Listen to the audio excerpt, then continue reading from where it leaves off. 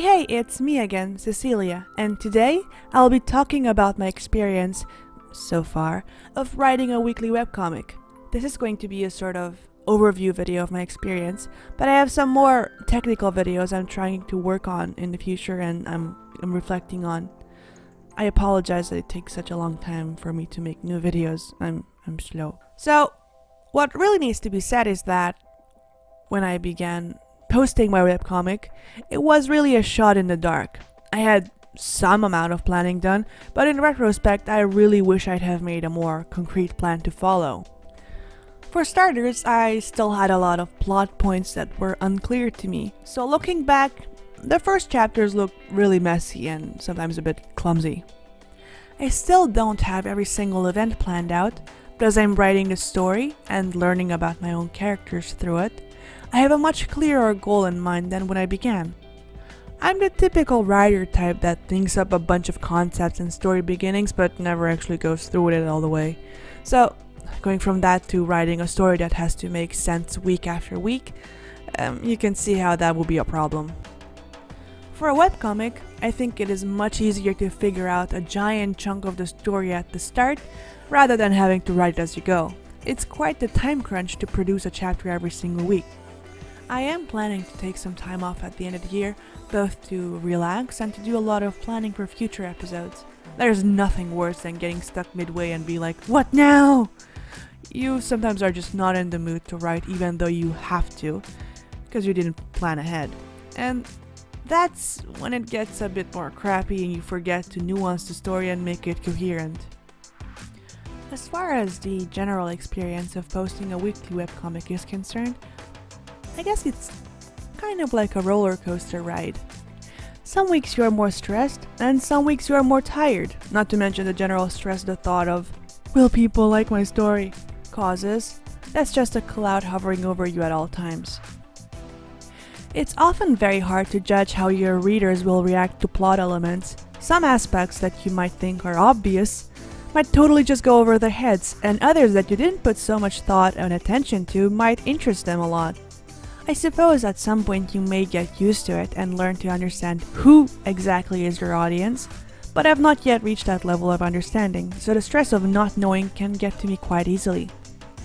Maybe I'm just bad at dealing with performance stress, but I've realized that it causes immense pressure having your brainchild be judged by a lot of people, especially since it is the first story I've ever shown to other people besides my close friends and my family.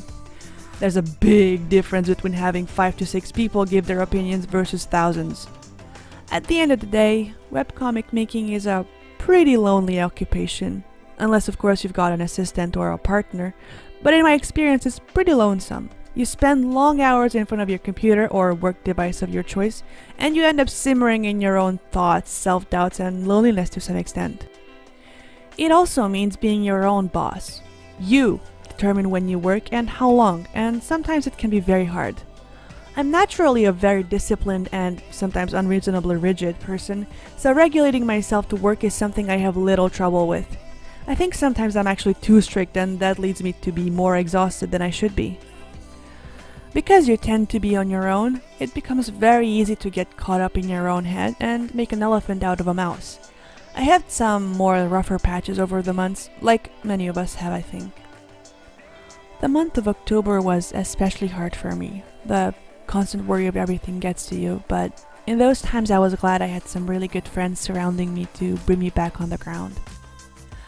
Taking care of my mental health has been very on and off. This is arguably the most stressful thing I've ever done in my life, so I've tried a few things to de-stress. I was recently introduced to Stardew Valley by some friends. As of writing this script, I've only been playing for a few days, but it really has helped me to get my mind off of things.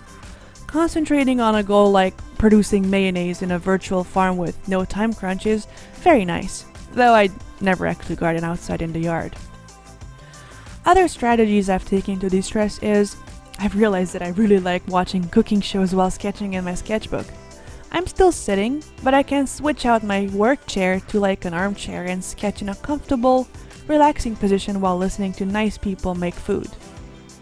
I purposely watch non-American cooking shows because those are way too loud and intense and they yell at each other and that's very stressful, so no thanks. I'm talking stuff more along the lines of the Great Canadian Baking Show or British cooking shows. And since I'm still drawing while watching these, it doesn't feel like I'm wasting time because I can still use some of the drawings later, so that's a win-win. It's important to remind myself to not bury myself in work, which I arguably am even if it might not seem like it. So I try to schedule myself every week one mandatory day off. I've switched it up from Monday to Sunday to try and spend more time with my family a bit, and it's already been going better since I've made the switch up. Though I still always feel like I'm not doing enough even though every week I make a new chapter. I believe it is important to take care of your mental health. I find it way too hard to get motivated if I am in a slump, and I'm not satisfied with my work in those times. Being your own boss sounds nice at first, but it can be quite hard, and as far as I'm concerned, I have found myself feeling guilty for not managing to finish tasks I've imposed on myself in time.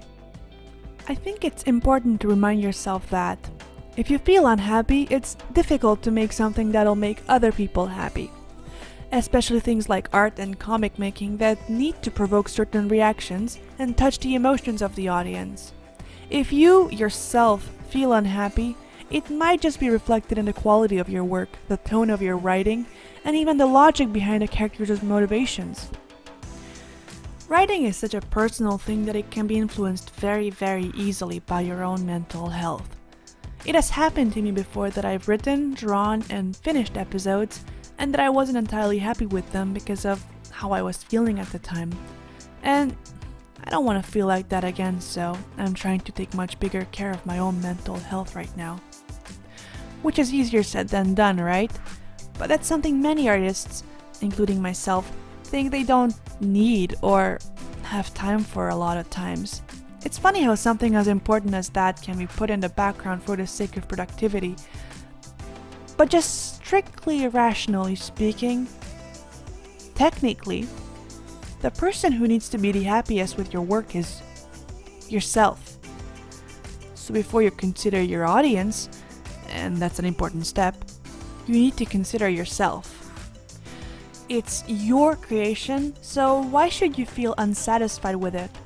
People can easily drop things they don't like, but being an artist can land you into a vicious circle where you want to draw, but you don't want to draw at the same time, and you end up just torturing yourself with the thought that you're wasting time if you're not drawing.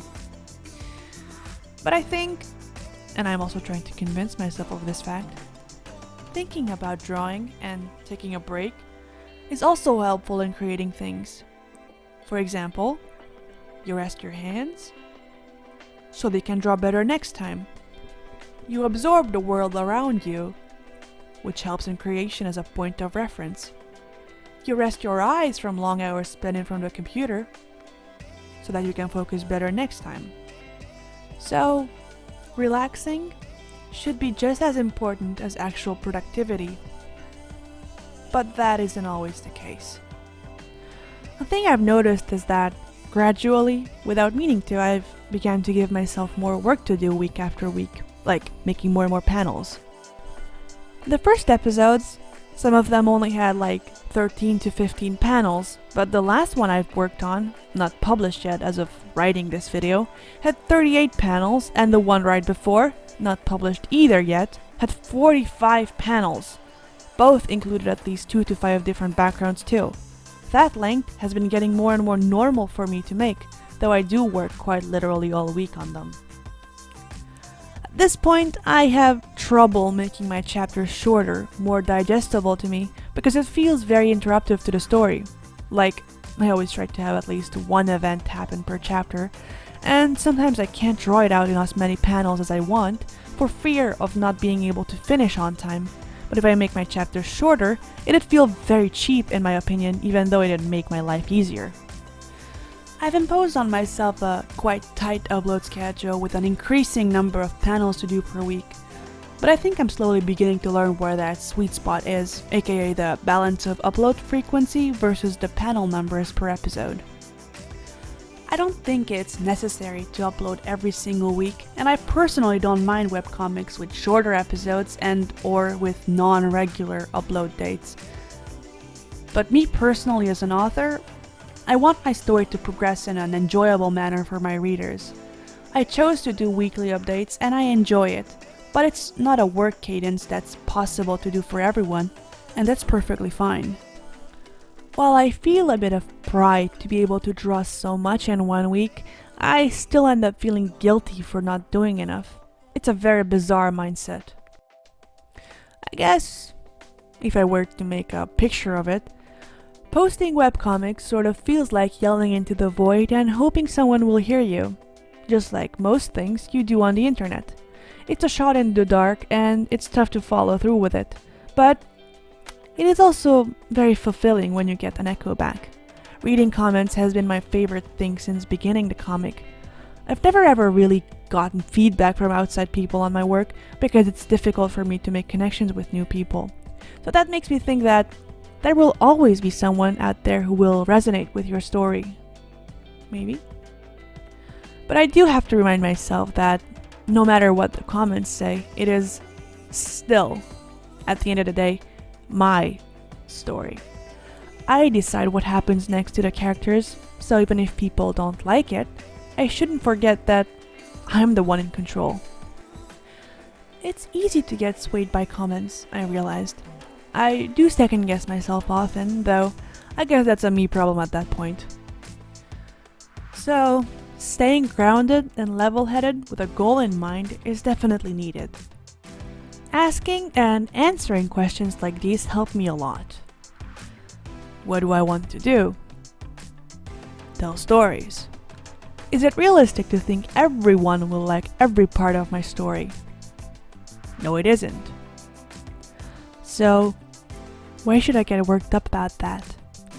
Thinking about all the other people who did in fact enjoy the story and commented, or those who might not have said anything but liked it, helps me a lot. Not everyone makes comments. I myself rarely ever make comments because it's so nerve-wracking. Basically, putting things in perspective, looking at the big picture instead of the small details, helps to keep me grounded and focused. So, having said all this, here's a few pointers based on my own experience so far.